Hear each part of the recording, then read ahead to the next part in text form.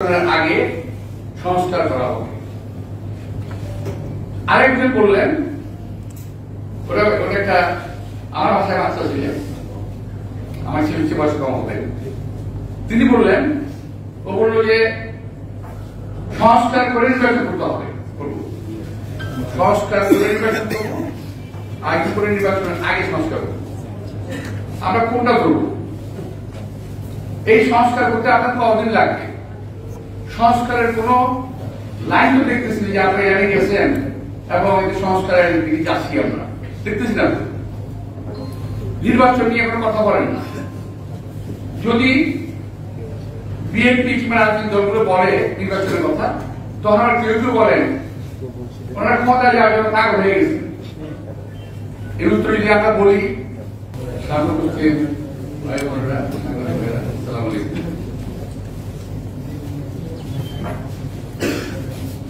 আমি একটু পরিবেশ নিয়ে কথা বলি আগে। না, যখন এই এখানে আসতাম আগে উঠতে দিতে, আগে এক লোক পাঠাতাম, পুলিশ, এসবি, ডিবি, ডিএফআই, ওরা কে কোথায় আছে, কে বলতে আছে, ঢুকতে পারবো কিনা, আর ঢুকার পরে বেরোতে পারবো কিনা। আল্লাহর মধ্যে আজকে ওই সমস্যাটা নাই। তারপরও আমি যখন কিছুদিনের বাইরে গেছিলাম, তখন হঠাৎ করে মনে করি দরজা করে কেউ আছে কিনা। মানে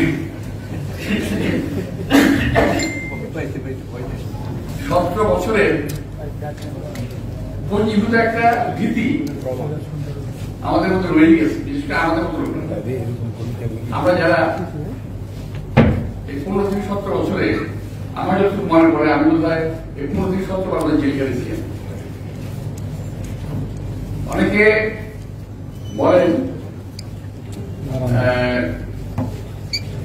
আমি জেল থেকে বেরিয়েছি, আসলে তা না। মাঝে মাঝে আমরা জেলেই থাকতাম, জেল থেকে মাঝে মাঝে বেরোতাম, থাকতাম জেলে। আমাদের আবাসিক ঠিকানা ছিল কেরানীগঞ্জে, তো ওখান থেকে মাঝে মাঝে বেরোতাম। তো এখন আর যেতে হয় না, হতে আর বোধহয় আশা করছি আর বোধহয় যেতে হবে না। একটা ভীতির মধ্যে কাটতাম, সে ভীতিটা নাই আছে, কথা বলতে পারছি। যাদের সম্বন্ধে কথাটা বলা, আমি সম্বন্ধে আমার সকলে বলে গেছেন, আমি তেমন কিছু বলতে চাই না। অত্যাচারটা মধ্যে সীমা ছাড়িয়ে গেছিল, অস্বাভাবিক রকম। আমরা বক্তব্য বলতাম, সীমা লঙ্ঘনকারীকে আল্লাহ তাআলা পছন্দ করেন না। এটা হলো আমাদের ধর্মগ্রন্থে আছে, সীমা লঙ্ঘনকারীকে আল্লাহ তাআলা পছন্দ করেন না। একটা হলো অহংকার। অহংকার যারা করে তাদের আল্লাহর অভিশাপ থেকে নিস্তার নেই। আওয়ামী লীগের দুটোই ছিল। এদেশের মানুষের অধিকার কেড়ে নিয়ে সেই সন্ধ্যা তারা অহংকার করত, এই দেশের তারা হত্যা কর্তা নির্যাতন এমন হয়ে গেছে। আজকে বন্ধুর সাগর মৃত্যুবাদী পিতাকে আমি শ্রদ্ধা করে স্মরণ করছি। আমরা পাশাপাশি বড় হয়েছি, একসঙ্গে খেলাধুলা করেছি, একসঙ্গে মারামারি করেছি। আপনি জানেন, আমাদের একটা ছোটবেলায় আমরা যখন এই এলাকায় বড় হয়েছি, তখন আমাদের এলাকা কিন্তু সুবিশাল এলাকা ছিল, কিন্তু আমরা কাছাকাছি ছিলাম। এই সেতুবাড়িটা, পল্টন, শান্তিনগর কিংবা মুসলিম কলোনি কিংবা গুলিবাগ, সাথে কথা মনে পড়ে, ছিল খুব কাছাকাছি। বাড়ি ছিল না, তো মনে হতো যে আপনার কোথায় ডাক দিলেই শোনা যেত। সেই সূত্রে আমাদের কোথায় ছোটবেলায় প্রায় খেলাধুলা নিয়ে, হ্যাঁ অন্য কিছু নিয়ে না, ছিনতাই বা পায়ে ডাকাতি না, খেলাধুলার মাঠে খেলাধুলা নিয়ে আমাদের সঙ্গে অনেক ভালোবাসা ধরেছে সবার সঙ্গে। কিন্তু পরবর্তী পর্যায়ে আমরা সব কিছু ঘনিষ্ঠ বন্ধু হয়েছি। পরবর্তী বয়সে সাবু আর আমি, আমরা যদিও সাবু অন্য এলাকায় ছিল, আমি এলাকায় ছিলাম, আমরা একসাথে মুক্তিযুদ্ধ করেছি। আজকে আমি সবার যদি আপনার আসলে করছি, আমি জানি না সব থাকলে কেমন হতো। ও সুন্দর করে কথা বলতেন, সবার একটা অভ্যাস ছিল ও সুন্দর করে টুকটুক করে, আমরা যখন সিরিয়াসলি বলে দিই ও সিরিয়াসলি বলতো না, খুব স্বাভাবিক ভাবে একটা সিরিয়াস কথা বলে দিত, যেটা কখনো মানুষকে আমরা হাসতাম, কখনো খুব সিরিয়াস হয়ে যেতাম। সবার একটা ছোট্ট একটা কম্পিউটার আমি বলি আপনাদের, এটা বলতেই হবে। আমরা 1977 সালে একসঙ্গে কমিশনে নির্বাচিত হয়েছিলাম, আপনারা জানেন কিনা আমি জানি না। 1977 সালে কমিশনে নির্বাচিত হয়েছিলাম এবং মুক্তিযোদ্ধা হিসেবে আমাদেরকে শহীদ রাষ্ট্রপতি জিয়াউর রহমান কিছু সাহায্য সহযোগিতা করেছিলেন নির্বাচন করার জন্য। তো আমরা নির্বাচন করলাম, হাসান সাহেব মেয়র হলো, আমরা বলছিলাম আমাদের ভোটে হাসান মেয়র হলো। তো আমার একটা বরাবরের অভ্যাস ছিল, একটু প্রতিবাদ করার অভ্যাস ছিল আমার। হাসান সাহেবের কিছু কাজ করলে আমি প্রতিবাদী হয়ে উঠলাম এবং এক সময় আমি তার বিরুদ্ধে একটা অনাস্থা প্রস্তাব আনলাম। তখন সময় ছিল আমাদের 3/4 ভোট যদি অনাস্থা হয় তাহলে মেয়র থাকে না। যখন নাকি আমি অনাস্থা প্রস্তাব আনলাম, মোটামুটি স্বাক্ষর কালেকশন হয়ে গেছে, সাবুকে বললাম, সাবু কি রেজিস্ট্রি করবি না? বলবো, অসুবিধা কি, শোন এই এটা নিয়ে বেশি বাড়াবাড়ি করা ঠিক হবে না, বাড়াবাড়ি করিস না। কেন? তো সব তো বুঝি, সব জানি, কিন্তু কিছু করতেছি না, কিছু করবো না, করতে চাই না, কারণ করার সময় না। এটা বলছিল সাবু কোথায় জানার জন্য। এখন এটা করার সময় না। আমি বলেছে এরকম বলে থাকি, কোনো কথা কাজ কিছু বলবে না, হাসতান যে স্বেচ্ছায় চালাচ্ছে এটা তো মানে না। বলে আরে শোন, আমরা বোকার ওখানে বুঝতেছি, বোকা তো না। এটা সাগর মুখে একটা ডায়লগ, মানে কথা ছিল এরকম, এই বয়সে বলেছে যে আমরা কি বোঝাই লাগবে, আমরা বোধের অভিনয় করতেছি, এখন অভিনয় করতে হবে, কারণ ওর সঙ্গে টিকতে পারবি না, এটা সে বলবো আর কি। বললাম না যে ছোট্ট করে একটা কথা বলতো, ছোট্ট করে একটা কথা বলতো, কিন্তু মনের মধ্যে আটকে নিয়ে কথা সবের একটা আবার ছিল তার। যাই হোক, আজকে যদি আমরা মুক্তিযুদ্ধের কথা বলি, ওখানে একটা কথা চলেই আসে। বহু আগে শহীদ রাষ্ট্রপতি জিয়াউর রহমান যখন দল গঠন করলেন, তখন দলে উনি অনেক লোক নিয়ে আসলেন। আমার মনে হলো, আমার জ্ঞানের সময় আমি আবার বলছি, আমার মনে হয়েছিল উনি বোধহয় কাজটা ঠিক করছেন না। যেমন হাসানকে নিয়ে আসছে, উনি মুক্তিযোদ্ধা ছিলেন না। শাহরিজকে নিয়ে আসছে, উনি মুক্তিযোদ্ধা ছিলেন না। সুমন খানকে নিয়ে আসছে, উনি মুক্তিযোদ্ধা ছিলেন না। তো আমি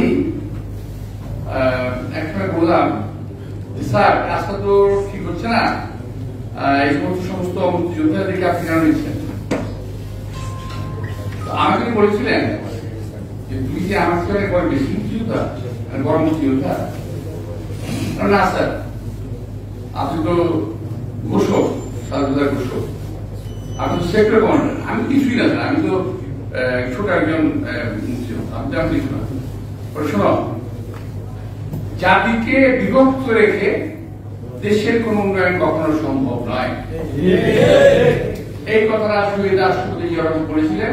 আজকে সাগরের স্মরণ সভায় সাগর কথা যখন মনে পড়ছে, ওই যে একটা কারণ চাই না, ওইটা কথা মনে পড়ছে। এবং শহীদ রাষ্ট্রপতি জিয়াউর রহমানের কথা বলেছিল 1 to 1 আমার সঙ্গে শহীদ রাষ্ট্রপতি জিয়াউর রহমানের, জাতিকে বিভক্ত রেখে দেশের কোন উন্নয়ন কখনো সম্ভব নয়। এই কথা বলেছিল শহীদ রাষ্ট্রপতি জিয়াউর রহমান। আজকে আমার দেশের যে অবস্থা, বয়সরা বলে গেছেন কিছুক্ষণ আগে, অনেক মানে বিভিন্ন ভাবে বলেছেন। আমি এক কথা বলতে চাই, একই কথা কিন্তু হবে, বয়সের কথা একরকম, আমাদের কথা একরকম। সেটা হলো দেশের পরিস্থিতি কিন্তু একটু ঘোলাটে। আমার ধারণা এই পরিস্থিতি আরো ঘোলাটে হতে যাচ্ছে। আমরা বিশ্বাস করতে চাই যে আজকের এই সরকার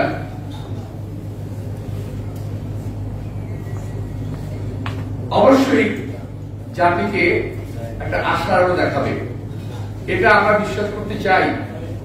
কিন্তু আমি সরকারকে বলতে চাই, আপনারা এমন কিছু করবেন না যাতে জাতি আপনাদের উপরে বিশ্বাস হারায়।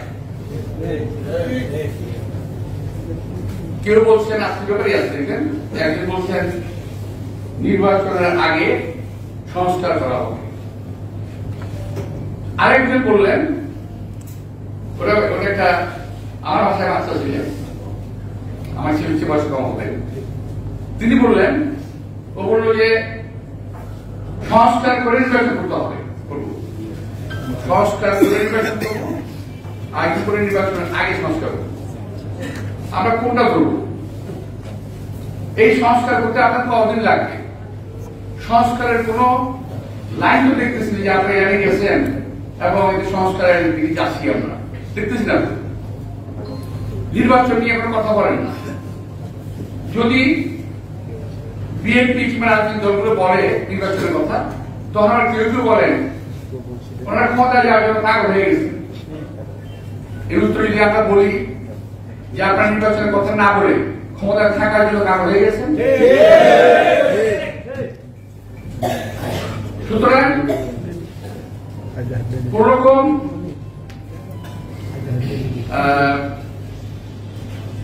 অন্যরকম আমি আসতেছে না, আমি বলতে চাই না, এটা আসে না বুঝলে।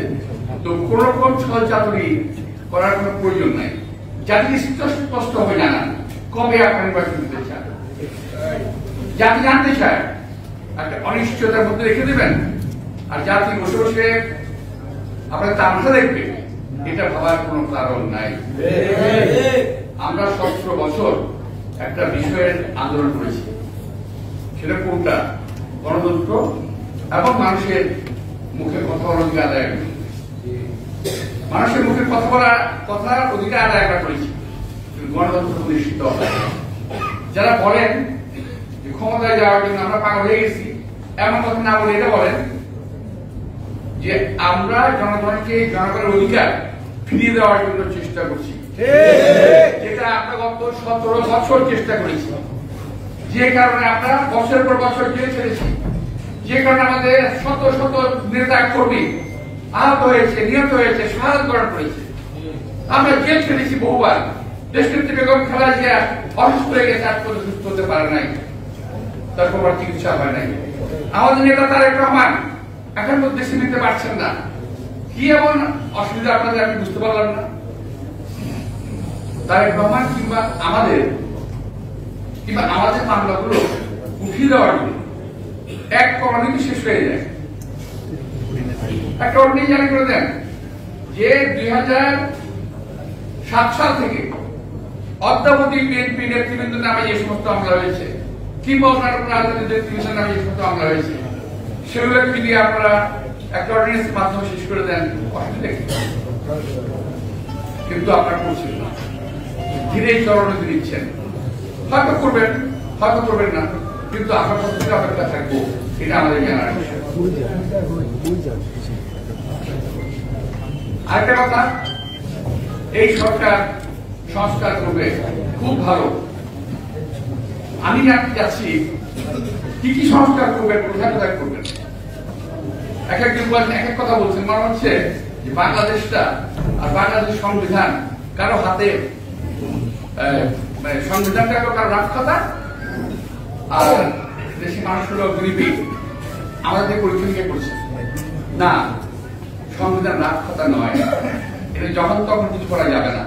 এটাকে কারেকশন করেন, কি করবেন করেন, বহুবার হয়েছে এইসব সংবিধান। অনেকে বলেন কি জানেন, কি বস্তা বস্তা নাকি যেটা বলে সংবিধান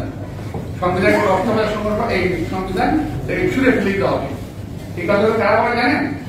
এই কথা বলে ওরা যেমন যারা অনেকে আজকে মুক্তিযুদ্ধে যান নাই, বয়স থাকার পরেও মুক্তিযুদ্ধ যেতে পারেন নাই কিংবা যান নাই, তারা আগে বেড়ে মুক্তিযুদ্ধ হয়ে যান, বড় বড় মুক্তিযুদ্ধ হয়ে যান।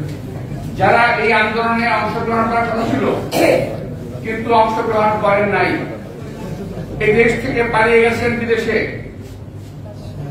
দেশে এসে এখন লম্বা লম্বা কথা বলছে। আরে এই যে মাঝে মাঝে আরেকটা বলেন না, দ্বিতীয় স্বাধীনতা, এই যে দ্বিতীয় স্বাধীনতা, ভাই এই কথাটা আবিষ্কার করলো কে? আবিষ্কারক কে? কে বা কোন গোষ্ঠী? কেন? কিসের দ্বিতীয় স্বাধীনতা? আমরা স্বৈর শাসন মুক্ত হয়েছি, ফ্যাসিস্ট মুক্ত হয়েছি। এখন দ্বিতীয় স্বাধীনতা বলে কি করতে চান আপনারা? আমি যদি ব্যাখ্যা করি এটাকে, এটা কিন্তু ব্যাখ্যা আছে। এই ব্যাখ্যা আমি এরকম করতে চাই যে আপনারা স্বাধীনতার ঘোষণা যে আমাকে বাতিল করতে চান, আপনারা মুক্তিযুদ্ধকে অস্বীকার করতে চান দ্বিতীয় মুক্তিযুদ্ধ বলে, দেশের স্বাধীনতাকে অস্বীকার করতে চান দ্বিতীয় স্বাধীনতা বলে। এটা হলো ব্যাখ্যা, আমার ব্যাখ্যা। আপনাদের ব্যাখ্যা কিসের আপনি জানাবেন দয়া করে, আমরা জানতে চাই, জানতে চাই। তো তারা যারা বলছিলাম যে কেউ পলাতক শ্রেষ্ঠ, কেউ পলাতক উত্তম, ওনারা দেশে ফিরে আসছে, ফিরে এসেই লম্বা বাচ্চা তৈরি কথাবার্তা বলতেছেন, বিভিন্ন সংস্থার সঙ্গে কথা বলতেছেন, বিভিন্ন অ্যাডমিনিস্ট্রেশনের সঙ্গে কথা বলতেছেন। এই দেশের স্বাধীনতা কোন বাসায় বসে কিংবা কোন অ্যাডমিনিস্ট্রেশনের কথা বলে স্বাধীনতার ঘোষণা হয় না। এই দেশের স্বাধীনতা শহীদ রাষ্ট্রপতি জিয়া রহমান অবলীলায় খুব সহজে বলে দিয়েছিলেন, উনি ভোল, কারণ স্বাধীনতা প্রযোজ্য। প্রিয় ভাইরা, কথা বললে তো অনেক কথা বলতে হবে। আমাদের কিছু স্নেহাস্পদ ছেলেমেলে আছে এই সরকারের আশেপাশে, সরকারের সঙ্গে আমরা ওদেরকে শুধু একটু বলতে চাই, বাবা তুমি যাই করতেছো এক কথা মনে রাখো, বাবার আগে যদি ছেলে হাঁটে তাহলে কিন্তু ওই দেশ এবং ওই জাতি কিন্তু শেষ। বাবাকে আগে হাঁটতে দাও, পরে তোমরা হাঁটো। বাবার কাছ থেকে শিখো কিভাবে হাঁটতে হয়, কোন রাস্তায় যেতে হয়, কিভাবে কথা বলতে হয়, ঠিক না? বলে ফেললেন সংবিধান সংশোধন করে যাবে। আপনারা সংবিধান সংশোধনের জন্য সাজেশন দিতে পারেন, সংবিধান সংশোধন করার জন্য আপনারা কি? এই দেশের সংবিধান হয়েছিল মেম্বার অফ কনস্টিটিউয়েন্ট অ্যাসেম্বলি, তারা করেছিল এটা। আপনারা পার্লামেন্ট ছাড়াই সংবিধান করে তুললেন। আমি বুঝি না, গয়েশ্বরা যেটা বলে গেছে একটু বলেছে, ভালো বলছে। আমি এক কথা বললাম, সুতরাং আমার কাছে মনে হচ্ছে আজকের পরিস্থিতিটা স্বাভাবিক নয়, একটা অস্বাভাবিক পরিস্থিতি সে বিরাজ করছে। যে অস্বাভাবিক পরিস্থিতিটা আওয়ামী লীগ সময় ছিল, 17 বছর আওয়ামী লীগের বিরুদ্ধে যুদ্ধ করেছি, আমাদেরকে আবার যুদ্ধ করতে পারেন? আমরা এদেশের মানুষ শান্তি চায়, স্বস্তি চায়, যথেষ্ট হয়েছে। আমাদেরকে শান্তি দেন, স্বস্তি দেন। আপনারা আসছেন নির্বাচন করার জন্য, এখন বলছে সংস্কার করেন, কি করবেন তাও বলেন। আমি আগে বলেছি কি করবেন তাও বলেন। একেবারে এই অন্ধকারের জাতিকে অন্ধকারের মধ্যে রেখে আপনি যা কিছু করবেন, যা কিছু বলবেন, এটা তো আমরা মেনে নিতে পারবো। প্রিয় ভাইরা, আমি আর বেশি কথা বাড়াবো না, কথা বলতে বেশি করে বলেছি। এবং একটা কথা বলছিলেন যে আমাদের সুপ্রিম কোর্টের সিনিয়র আইনজীবী, সিনিয়র আমাদের একটা কামাল এসে বলেছেন কোন ব্যক্তির কর্মের বিচার সংবিধান করতে পারা যাবে না। আমি কথাই ব্যাখ্যা করলাম, আরেকটা চলে যাবো যে এটা রাগ খাতা না। সুতরাং সংবিধান আবার একটা কথা বলছে কি, পুনর্লিখন। আরে ভাই, যদি পুনর্লিখন করতে হয়, আমরা যারা দেশ স্বাধীন করেছি, আমরা যারা দেশের স্টেক হোল্ডার, আমাদের সাথে কথা বলে করতে হবে। এটা এভাবে কথা বললে তো হবে না। যারা স্বাধীনতা দেখেন নাই, যারা স্বাধীনতা যুদ্ধ করেন নাই, যাদের তখন বয়স হয় না, সেটা অন্য জিনিস। কিন্তু যাদের বয়স ছিল, আমি বারবার রিপিট করছি, আমি যাদের স্বাধীনতা যুদ্ধের বয়স ছিল তারা স্বাধীনতা যুদ্ধে যান নাই। এখন আপনাদের কোনো কথা বলার অধিকার নাই। আপনি একটু কম কথা বলেন, কথা বলার সময় মাথায় রাখবেন যে আমাদের স্বাধীনতা যুদ্ধে ভুল নাই। এমনকি এই যে 5 তারিখে আমাদের বিজয় অর্জিত হলো, অনেকে বলেন এটা 9 দিনের 20 দিনের আন্দোলনের ফসল। তো আমরা কি 17 বছর কি করলাম ভাই? কি করছি আমরা? হাতির একটা বিষয় আছে, হাতি যদি তার শক্তি ঘাট করতে চায়, সে যদি কোনো গাছে ওঠে, তখন হাতি কি করে জানেন? গাছে উঠতে পারে না। তখন কি করে? সুর দিয়ে দলে দলে হাতি আসে, পানি দেয় গাছের গোড়ায়। গাছের গোড়ায় পানি দিয়ে, এটা আমি জানি না, আমি জানি না, এটা পানি দেয়, পানি দিয়ে এটাকে পালায়, নরম করে পানিটা। নরম করার পরে একটা বড় হাতি এসে ওটা প্যাচ দিয়ে ফেলে দেয়, তখন তার শক্তি দেওয়া করে। তা আমরা 17 বছর রাস্তায় রাজপথে হেঁটে ওই মাটি নরম করেছিলাম। যখন গাছটা ফেলে দেব, তখন আপনাদের কোটা বিরোধী আন্দোলন আসবে। যাই হোক, আমি নিয়ে কথা বেশি বলবো না, আর অনেক কথা করে ফেলছি। তো আপনাদের সবাইকে বলবো যে আপনাদের আলাদা শুভবুদ্ধি দেন, বোধোদয় হোক। মানুষ বিনা ভোটে নির্বাচিত সরকারকে কখনো মানে নাই, এখনো দীর্ঘদিন মানবে না। সবাইকে ধন্যবাদ।